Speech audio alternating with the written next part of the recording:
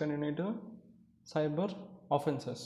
ఒక ఇంట్రొడక్షన్ చూద్దాం, ఈ చాప్టర్ ఇంట్రొడక్షన్, ఇంకా ఆ సైబర్ క్రిమినల్స్ ఎట్లా ప్లాన్ చేస్తారు అటాక్కి, ఈ రెండు కాన్సెప్ట్స్ ఈ వీడియోలో చూద్దాం.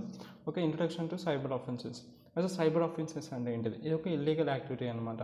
దీంట్లో కంప్యూటర్, నెట్వర్క్ ఆర్ ఇంటర్నెట్ ఇవన్నిటిని వాడు మన డేటాని స్టీల్ చేస్తాడు, లేకపోతే మన సిస్టమ్ని ఆన్ చేస్తాడు, లేకపోతే ఇండివిజువల్ని వాడి డేటాని ఏదో తీసుకొని వాడిని థ్రెట్ చేయడం కానీ, ఎరైజ్ చేయడం కానీ, అదంతా సైబర్ ఆఫెన్స్ కిందకి వస్తుంది. ఓకే, ఇంకోసారి చెప్పన్నా, ఇది ఒక ఇల్లీగల్ యాక్టివిటీ.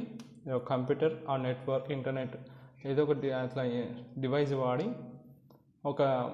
ఎవరో ఒక యూజర్ డేటాని స్టీల్ చేయడము, సిస్టమ్ని ఆన్ చేయడం, లేకపోతే ఇండివిజువల్స్ని ఎరైజ్ చేయడం వాడు డేటా తీసుకొని, ఇదంతా సైబర్ ఆఫెన్సెస్ కిందకి వస్తుంది. ఈ క్రైమ్స్ అనేది ఇండివిజువల్, ఇది కనిపించదు మనకి తెలియకుండా వాడు ఎక్కడ ఉంటుందో తెలియదు, అది ఎలా ఉంటుందో తెలియదు, ఇంకా invisible. This all crimes are invisible, ఇంకా డేంజరస్.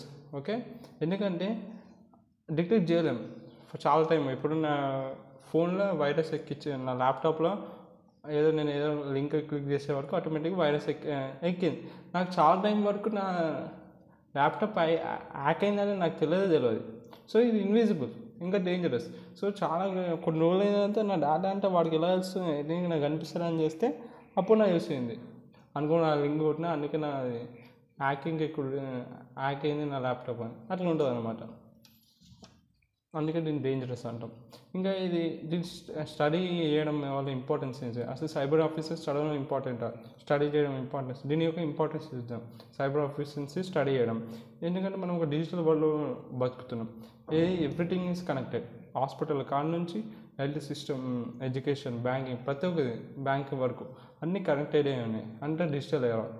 సో ఇప్పుడు అంటే డిజిటల్ ఎరాలో క్రిమినల్స్ కూడా వాళ్ళకు కూడా ప్లస్ పాయింట్ అయింది. ఏమైనా క్రైమ్ చేయడానికి. సో ఎలా క్రైమ్ చేస్తాడు, ఈ డిజిటల్ డివైజెస్ వాడే వాళ్ళు క్రైమ్ చేస్తాడు. సో ఎలా క్రిమినల్స్ ప్లాన్ చేస్తున్నారు, ఎలా అటాక్ చేస్తున్నారు అని తెలుసుకుంటే మనం ప్రొటెక్ట్ చేసుకోవచ్చు కదా. అలా ఎట్లా అటాక్ చేస్తున్నారు ఏంటి మనకి అవేర్నెస్ లేకపోతే మనం we cannot protect our self. అందుకే we have to study how criminals are attacking our data అంటే చదవాలి, నేర్చుకోవడంలో ఇంపార్టెన్స్ అది. ఇది సైబర్ క్రైమ్స్ కూడా మనం టెక్నాలజీ పెరిగిన కొన్ని క్వాలిటీ పరంగా, సెక్యూరిటీ పరంగా అవి కూడా పెరుగుతూనే ఉన్నాయి. ఇప్పుడు ఏఐ వచ్చినాకనే డీప్ ఫేక్ వీడియో స్టార్ట్ చేసింది. అట్లా ప్రతి టెక్నాలజీ పెరిగిన ఒకటి ఆ సైబర్ క్రైమ్స్ కూడా ఆటోమేటిక్ క్వాలిటీ పరంగా, సెక్యూరిటీ పరంగా పెరుగుతూనే ఉన్నాయి. సో ఒక రియల్ లైఫ్ ఎగ్జాంపుల్స్ చెప్పాలంటే సైబర్ ఆఫెన్సెస్కి, ఒక హ్యాకరు మన మనీని స్టీల్ చేస్తారు, సమ్మన్ బ్యాంక్ అకౌంట్స్ స్టీలింగ్స్. హ్యాకర్ ఎవరో ఒకరు మనీ లేపేసాడు బ్యాంక్ అకౌంట్ నుంచి, SMS పంపిన ఆ SMS లింక్ ఓపెన్ చేసిన వాడు బ్యాంక్ అకౌంట్ ఉన్న పైసలు పోయినాయి. ఇది ఒక real time example of cyber offence. అట్లా స్టూడెంట్ కూడా కంటిన్యూస్గా ఈమెయిల్స్ వస్తున్నాయి, నువ్వు నాకు ఇంత అమౌంట్ పంపకపోతే నీ సోషల్ మీడియాలో నేను డీప్ ఫేక్ చేస్తా, అది చేస్తా అని అట్లా థ్రెటనింగ్ ఈమెయిల్స్ వస్తున్నాయి వాడి ఈమెయిల్కి, స్టూడెంట్కి. ఇది ఒక ఎగ్జాంపుల్. అలానే ఏదో ఒక సోషల్ మీడియా, నా ఇన్స్టాగ్రామ్ అకౌంట్ నేను వాడుతున్నాను, నా అకౌంట్ వాడు హ్యాక్ చేసేసి నా అకౌంట్ నుంచి నా ఫ్రెండ్స్కి మెసేజ్, నాకు 2000 కావాలి, ఇట్లా కావాలి. సో అట్లా సోషల్ మీడియా అకౌంట్స్ కూడా హ్యాక్ అవుతున్నాయి. ఇదంతా ఈ real life examples of cyber offence.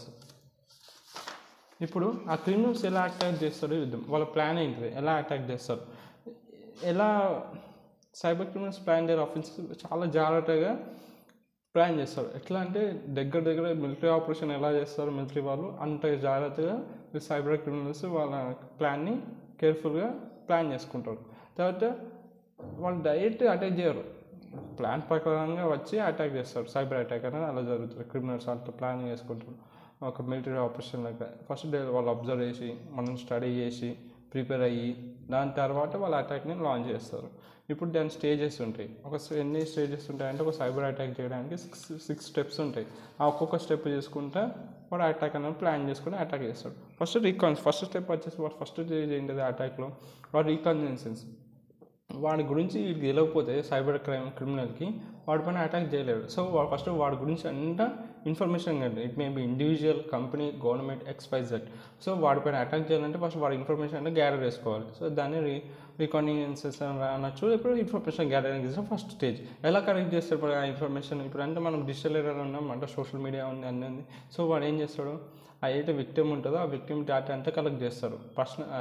Victim maybe organisation అని కావచ్చు, పర్సన్ అని కావచ్చు. ఎలా కలెక్ట్ చేస్తారు వాడి ఇన్ఫర్మేషన్ని? గూగుల్ వాడతాడు, లేకపోతే గూగుల్లో పోర్ట్ఫోలియో ఉంటుంది, కూడా గిట్హబ్స్ ఉన్నాయి, అవి ఉన్నాయి, ఫేస్బుక్ ఉంది, లింక్డ్ఇన్ ఉంటే నేను పాస్ట్ 6 months నువ్వు ఏమేమి అప్లోడ్ చేసినావు అని తెలుస్తుంది. కంపెనీ వెబ్సైట్స్, కంపెనీలో నువ్వు జాబ్ చేస్తావు, నీ రెజ్యూమే అన్నీ వాడైతే. సో ఇలా టూల్స్ వాడి ఆ ఏవైతే విక్టిమ్ ఉంటాడో ఆ విక్టిమ్ ఇన్ఫర్మేషన్ గ్యాదర్ చేసేసి, ఇప్పుడు ఎగ్జాంపుల్ చెప్పాలంటే ఫస్ట్ స్టేజ్లో వాడు ఒక ఒక అమ్మాయిని ఒక అమ్మాయి అకౌంట్కి యాక్ట్ చేయాలనుకుంటుండు. సో హ్యాకర్ ఏం చేస్తాడు, ఆమె అమ్మాయి ఫేస్బుక్ ప్రొఫైల్ ఓపెన్ చేసి ఒక పెట్ చూస్తాడు. పెట్ పేరు టామీ అని ఉంది. సో ఆ టామీ అని పెట్ నేమ్ ఉంది కాబట్టి ఆ టామీ అని పెట్ నేమ్తో పాస్వర్డ్ ట్రై చేస్తే అది క్రాక్ అవుతుంది అట్లా అనమాట. సో అట్లా ఇన్ఫర్మేషన్ అంటే అట్లా గ్యాదర్ చేసుకుంటారు. సో జస్ట్ ఎగ్జాంపుల్ చెప్పిన. సో అట్లా ఇప్పుడు ఫేస్బుక్ ప్లాట్ఫామ్లోకి అయిపోయింది వాడికి. ఆ ఫేస్బుక్ వాడి ఇన్ఫర్మేషన్ గ్యాదర్ చేస్తుంది అలా. సెకండ్ ఏంటిది, స్కానింగ్ ద వల్నరబిలిటీస్. ఆఫ్టర్ అంత ఇన్ఫర్మేషన్ గ్యాదర్ చేసినాక attackers looks for the weak points. అంటే వాడు డైరెక్ట్ ఏ పాయింట్ దగ్గర వాడిని వాడి సాఫ్ట్వేర్ వర్షన్ ఓల్డ్ వర్షన్ ఉందా, సో దట్ నాకు ఈజీ అయిపోతుంది. లేకపోతే వీక్ పాస్వర్డ్స్ ఉన్నాయి, వాడికి వీక్ పాస్వర్డ్స్ ఉంటాయి, ట్రాక్ అనేది అనమాట. అన్ని కాంబినేషన్స్ ట్రై చేస్తే క్రాక్ అవుతుంది, లేకపోతే ఫైర్ వాల్ లేదా. సో అట్లా ఏది వీక్ పాయింట్ ఉంది వీడికి, అట్లా వీక్ పాయింట్ చెక్ చేసుకొని అటాక్ అనేది చేస్తాడు. So first scanning vulnerabilities, first weak point check చేస్తాడు. సెకండ్ స్టేజ్, థర్డ్ స్టేజ్ అంటే వెపనైజ్. ఎట్లా వాడికి సైబర్ క్రిమినల్ ఆలోచిస్తాడు వాడిని ఎలా అటాక్ చేయాలి. So check the which weapon అనేసి. అటాకర్స్ ప్రిపేర్ టూల్స్ చూస్తాడు. మాల్వేర్ కానీ ఫేక్ ఈమెయిల్స్ పంపాలా వాడికి, లేకపోతే లింక్స్ పంపాలా. సో ఈ టూల్స్ అన్నీ వాడు అటాక్ చేయాలి. సో నేను ఏది చూస్ చేసుకోవాలనేది స్టార్ట్ స్టేజ్, వాడు క్రిమినల్ చూసుకుంటాడు. కాబట్టి ఫర్ ఎగ్జాంపుల్ ఒక ఫేక్ బ్యాంక్ లాగిన్ వెబ్సైట్ చేసేసిండు వాడు. అట్లాంటిది టూల్ వాడి మనం పంపితే మనం ఓపెన్ చేస్తే ఆటోమేటిక్ మన డేటా అంటే వాడు స్టోర్ అయిపోతుంది. అట్లా లేకపోతే ఇన్ఫెక్టెడ్ పీడిఎఫ్ ఒకటి ఫైల్లో చేసిండు. ఆ ఇన్ఫెక్టెడ్ పీడిఎఫ్ ఫైల్ ఉంది, మనం ఓపెన్ చేస్తే మన డేటా అటాక్ అయిపోతుంది, మన వైరస్ ఎక్కిస్తుంది అలా. సో అలా థర్డ్ స్టేజ్ వాడు ఫస్ట్ ఇన్ఫర్మేషన్ గ్యాదర్ చేయడం. సెకండ్ ఏం చేస్తాడు, అంటే వీక్ పాయింట్ అని చేస్తాడు. థర్డ్ది వాడు వెపనైజ్ చేసుకుంటాడు, ఏ టూల్లో వాడికి అటాక్ చేయాలని. ఫోర్త్ స్టేజ్ ఏంటిది, అటాక్ చేసేస్తాడు. వెపన్ చేసుకుని అటాక్ చేసేస్తాడు. The attack the launched using emails వాళ్ళను, లింక్స్ వాళ్ళను, యూఎస్బి వాళ్ళను, లేదా ఇన్ఫెక్టెడ్ వెబ్సైట్ వాళ్ళను మనకి పంపించేస్తే మనం ఓపెన్ చేసేస్తాం. విక్టిమ్స్ క్లిక్స్, అనుకోకుండా దాన్ని క్లిక్ చేస్తాం మెసేజ్లో. నీకు అట్లా నీ బ్యాంక్ అకౌంట్ అనేది డియాక్టివేట్ అయ్యింది, ఎందుకో to verify this click on this link అంట. మనం ఓపెన్ చేద్దాం, అయిపోయి విక్టిమ్ క్లిక్ చేస్తాడు. లేకపోతే ఐబొమ్మను మన సినిమా డౌన్లోడ్ చేసుకుంటాం. అట్లా మన సిస్టమ్ అనేది వైరస్తో ఇన్ఫెక్టెడ్ అయిపోతుంది. తర్వాత వాడు కావాల్సిన పని అంటే తీసుకుంటాడు. ఫిఫ్త్ స్టేజ్లో exploiting and gaining access. So hacker gains control over the system and data.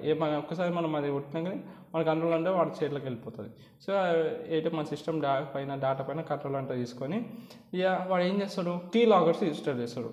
Key loggers కానీ, ర్యాన్సమ్ కానీ, లేకపోతే ఫైల్స్ దొంగలించడం కానీ వాడు నచ్చింది చేసుకుంటావు. కీ లాగర్స్ అంటే ఇప్పుడు కీబోర్డ్ పైన నువ్వు ఏం టైప్ చేస్తే కింద పడుతుంది. అప్పట్లో వీడియో గేమ్స్ ఆడేటప్పుడు ఏదైనా సమ్థింగ్ కేఫ్కి వెళ్ళేటప్పుడు నువ్వు నీ ఫేస్బుక్ ఏదో ఒక లాగిన్ అయినావు.